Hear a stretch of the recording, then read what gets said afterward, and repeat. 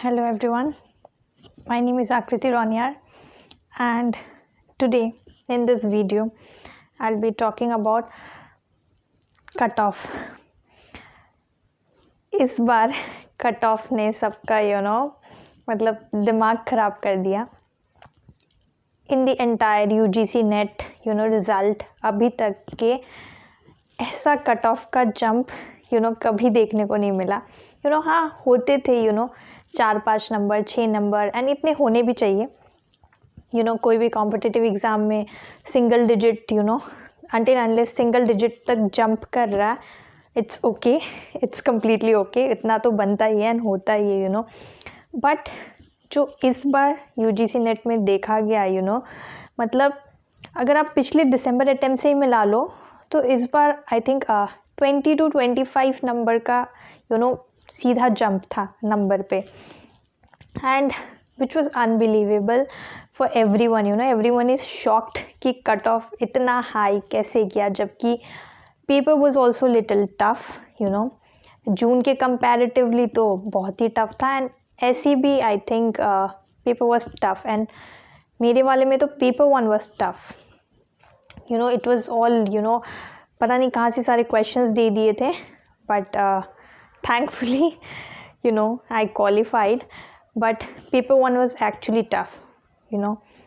And किसी का paper 2 किसी में टफ़ रहा होगा, किसी का पेपर 1 टफ़ रहा. मेरे में पेपर 2 ठीक था but paper 1 was tough. And talking about this cut off, I think इतना जंप कभी नहीं देखने मिला. आप पिछले सारे साल के कट ऑफ्स निकाल के देख लो, किसी ने नहीं सोचा था कि इतना जंप करेगा. 8-9 तक जंप करता तो समझ में आता, बट सीधा 20 नंबर जंप करना, इट वाज अनएक्सपेक्टेड. एंड ये आई थिंक इसीलिए हुआ है क्योंकि इस बार आफ्टर न्यू एजुकेशन पॉलिसी जो आई एंड उसके बाद जो यूजीसी ने अपने गाइडलाइंस में चेंजेस किए according to new education policy, तो उन्होंने 3 कैटेगरी डाल दिए. पहले एक नेट जेआरएफ जो हुआ करता था, फिर सेकंड एक नेट, ये 2 हुआ करता था. And third category they introduced was only admission for PhD. ये कर दिया. उसके बाद उन्होंने एक और चीज़ कर दिया कि जो बैचलर्स प्लस पोस्ट ग्रेजुएट जो अकॉर्डिंग टू एनईपी जो आया है, जो कर रहे 3+1 4 years का इंटीग्रेटेड कोर्स, उनको एलिजिबल कर दिए कि आप ये एग्ज़ाम दे सकते हो. एंड पहले ऐसे था कि नहीं, जो सिर्फ पोस्ट ग्रेजुएट के बच्चे अनटिल एंड अनलेस आप सेकेंड ईयर तक नहीं पहुँचते, you can't give that exam. तो बट अभी सम चेंजेस हुए and because of that 3 category में किया गया. एंड उसकी वजह से आज तक इतने सारे एस्पिरेंट्स थे भी नहीं यूजीसी नेट कैटेगरी में. पिछले आई थिंक 7 लाख अराउंड थे शायद, 7 या 8 if I am not wrong, 7 या 8 अराउंड ऐसे कुछ थे.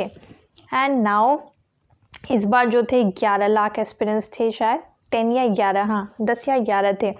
एंड जो नंबर काफ़ी इंक्रीज़ हो गया था. And I think cut off का इंक्रीज़ होने का, इतना जंप होने का नंबर का, यही एक रीज़न है कि ये एक थर्ड कैटेगरी जो इंट्रोड्यूस हो गया पीएचडी. पहले क्या होता था कि यूनिवर्सिटीज़ यूज़ टू टेक अपने अपने एंट्रेंस टेस्ट एंड उस बिहाफ पे हो जाता था.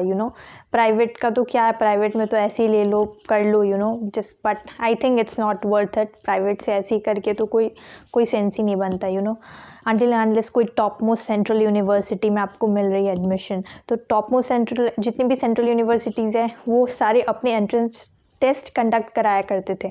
बट अब according to UGC and NET अब सब बंद हो चुका है. अब जो आएगा नेट का स्कोर कार्ड एंड उसमें थर्ड कैटेगरी जो इंट्रोड्यूस किया है उसके हिसाब से होगा. तो आई थिंक कट ऑफ का जंप करने का I think one of the major reason यही है कि ये थर्ड कैटेगरी को इंट्रोड्यूस करके कंपटीशन बढ़ा, नंबर बढ़े, और ये एक रीज़न है. और दूसरा एक reason exam, re exam and re exam का भी री एग्ज़ाम चल रहा था मतलब, तो ये भी एक सिनेरियो है. कि ये दो चीज़ों की वजह से कट ऑफ काफ़ी ज़्यादा हाई गया है, विच इज़ वेरी अनएक्सपेक्टेड। मतलब बहुत ज़्यादा एवरी वन इज़ शॉक्ड।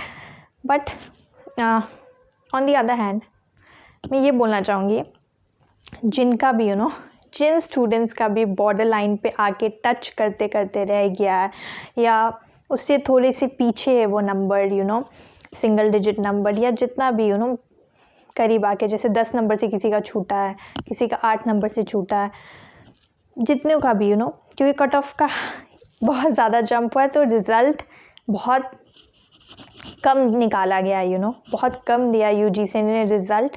अगर आप आंकड़ा देखें तो बहुत ज़्यादा नहीं है, बहुत कम है। एंड उस वजह से काफ़ी ज़्यादा स्टूडेंट्स टूट गए हैं and they are I can feel their pain. जिनका हो गया वो लोग तो बहुत खुश हैं, मेरा भी हो गया thankfully. But I can understand your pain, क्योंकि मेरा पिछले दिसंबर अटैम्प्ट में सिंगल डिजिट से छूटा था कुछ चंद नंबर से। एंड तो मैं समझ सकती हूँ कि जिनका भी नहीं हुआ just because of that cut off इतना ज़्यादा जंप कर गया जो किसी ने नहीं सोचा था, वो लोग काफ़ी ज़्यादा डीमोटिवेटेड फील कर रहे होंगे। एंड वो जायज़ भी है बट क्या कर सकते, कभी कभी चीज़ें हमारे हाथ में नहीं होती है। हमारे हाथ में अगर कुछ सिर्फ होता है तो कुछ भी हो जाए, जस्ट कीप गोइंग, और कुछ नहीं कर सकते, क्योंकि ये cut off and all this ये हमारे हाथ में नहीं थी।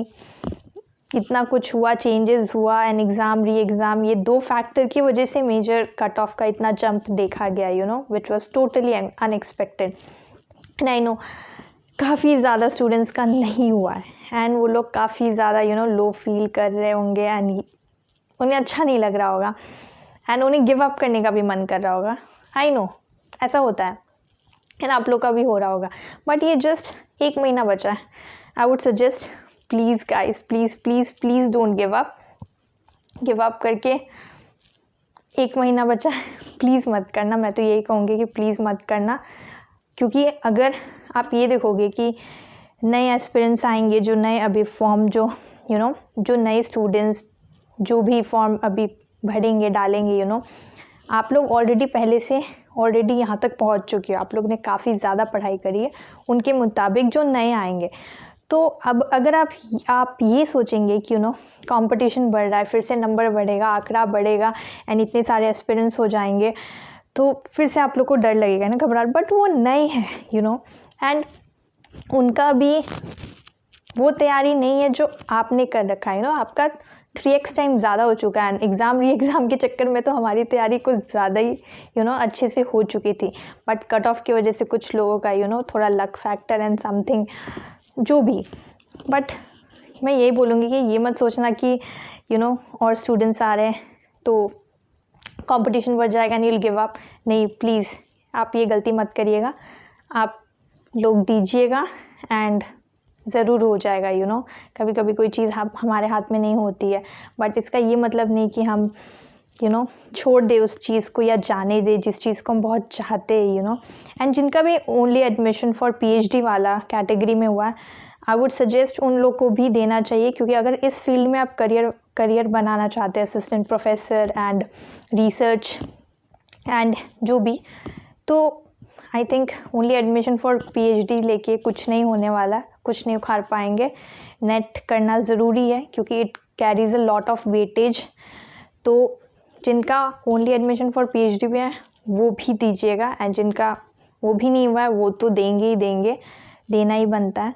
सो या प्लीज़ दीजिएगा, मैं यही बोलूँगी कि गिव अप मत कीजिएगा। एंड और एक चीज़ आप लोग से निवेदन था कि आप लोग मेरी वीडियोस देख तो रहे बट लाइक एंड सब्सक्राइब नहीं कर रहे, तो please guys, please like and subscribe कीजिए। एंड या that's it, thank you for watching, thank you.